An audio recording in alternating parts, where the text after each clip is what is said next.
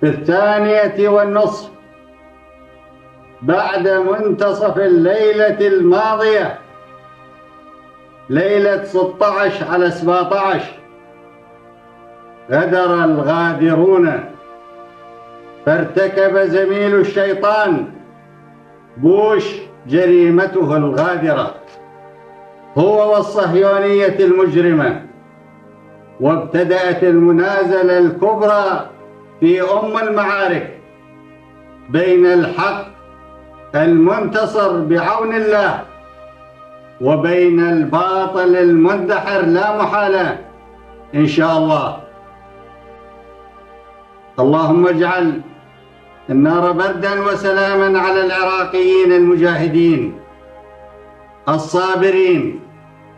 الله أكبر، الله أكبر، الله أكبر.